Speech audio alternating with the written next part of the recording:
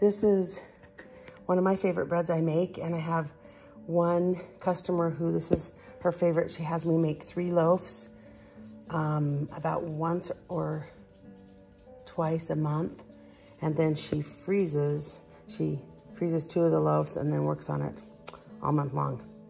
We start with about a cup of sourdough starter, and I'm gonna do an autolyze because there's a lot of inclusions in this one, and so it's very heavy, so I wanna have a really powerful starter. You add 4 cups of water.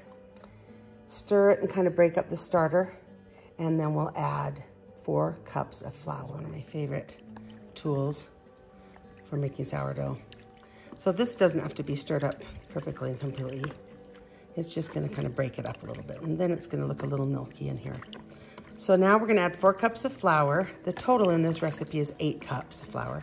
But for the autolyze, we're gonna add half the flour, all the water, and no other ingredients besides the sourdough starter, and let it sit with a wet towel or a saran wrap over the top for 1 hour. That's the 4 cups of flour. Just mix this in, and then we'll add all the rest of the ingredients, all the inclusions, and the salt and sugar, everything else that was coming into this because it has quite a few inclusions. And then we'll add the remaining 4 cups of flour, and we'll go from there. You don't have to have this mixed perfectly because it's gonna sit, and that flour in there, there's a few little lumps, they'll soften up with that water. Just putting a towel over this. Hey, Ike, you gonna help me make this video? Hey, I love you. Ike, I love you. Oh, I love you. I love you. Can you say it back? I love you.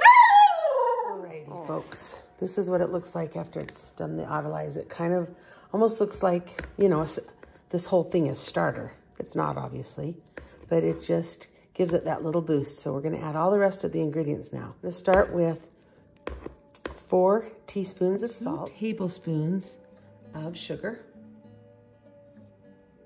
tablespoons of cinnamon, and then give this a little stir to mix all of the ingredients in, and then we'll add the walnuts, white chocolate chips, and craisins. See how heavy this is getting.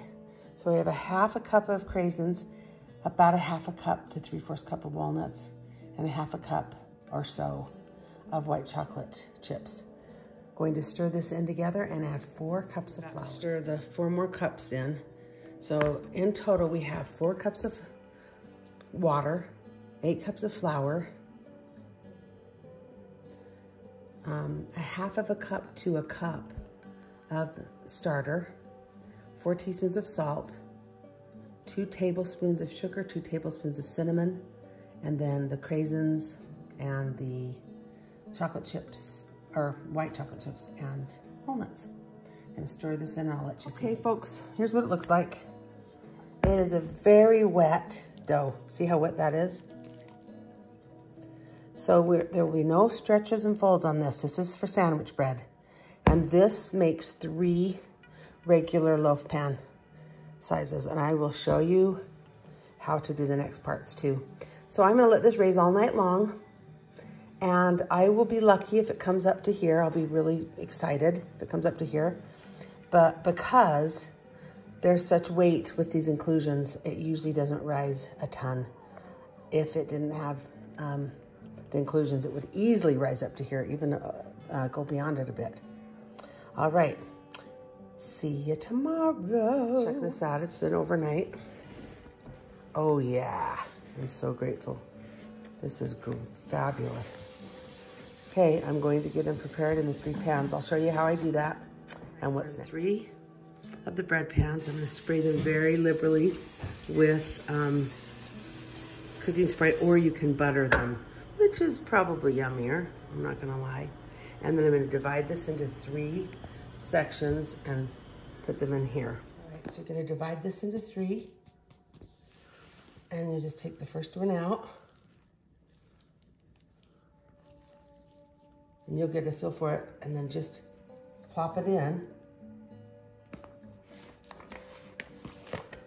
second one out. And just plop this in. And the third one, I wanted to go all the way to the end to show you if you have it too big of one, just take it to the same fill the other ones were. Take it off at the bottom there. Plop this in, and then you have a fill for this. We split this in half and add it to the bottom of this. And to the bottom of this. Okay. Now go ahead and come up close on these. They don't look very pretty on the top, but they will rise up just nicely. I'm gonna cover this with that wet rag and let these raise for 2 to 3 hours. Covered it with a towel, and now it really is, it could even be 1 hour, but it's usually about 2 hours, but it can take up to 3 hours. And it's going to just go by the look of it, and I'll show you what it is. I want the bread to make it to just the top of the lid of the pan. So, see where it is now? I wanted to just make it to the top. I'm not even, I'm just really this middle part to make it up to the top, because it's gonna pop out in the heat of the oven. And I have risen them too high, and then they don't have the oven pop, and then they have this weird like space between the bread and the very top of the bread. It's like this big hole right there. So there's a really good sweet spot for where this is going to be. If we tried to cook them now, they'd be really dense. So we do want to get a little lift to about the top right here. Okay, I'll show you what it looks like. Folks, these are right where I want them. And they only took about 1.5 hours. So like I said, you never know. I've had them take 3 hours before. So just keep an eye on them. That's the beauty of sourdough starter and sourdough cooking, is it depends on a lot of different things, but there's no set time ever. It's more in the feel of the dough and the look of the dough. So there you go. It's going in the oven here at 425 for 35 minutes. Just come right out of the oven. Absolutely beautiful. So they raised, popped out the top. Remember, they were just at the very top, and now they're up about 1 inch or 1/2 inch. I'm gonna take them right out of these pans, and they slide right out onto the cooling racks. If you leave them in here, they'll get wet on the bottom and the sides. They're so beautiful. I'm gonna put a little butter on the top of these. Just brush lightly on the top, and that just softens the top. If you like it to kind of keep that crispier, just don't butter it. The sides will have a little bit of the crispy, but as soon as you put it in a bag, after it cools all the way, it will all soften up anyway. I like just how it looks when there's a little sheen on here. I really like to cut into this and have a bite so you can kind of see what it looks like inside, but this is for someone's order, and so I won't be cutting into it, but please make it. It's so delicious. How it looks with the little butter on the top. Okay, one more thing. Do not put it in plastic until it's cooled all the way. I usually wait till the very end of the day, or at least 4 or 5 hours later. So when I deliver this, or when she picks this up for me, I will have it on parchment paper or in a paper bag, not in a plastic bag, unless she comes tonight where it's cooled all the way down, and then I can wrap it in plastic wrap.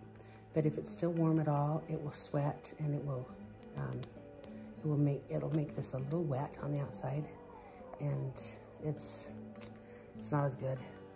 So those are some of the tricks of the trade. Many years of baking. Love you. Hope you guys enjoyed this video, and I really hope you make this sometime. What do you think about that bread? Do you wish you could have some? Do you kind of wish you could have some of that bread? I love you. Mwah.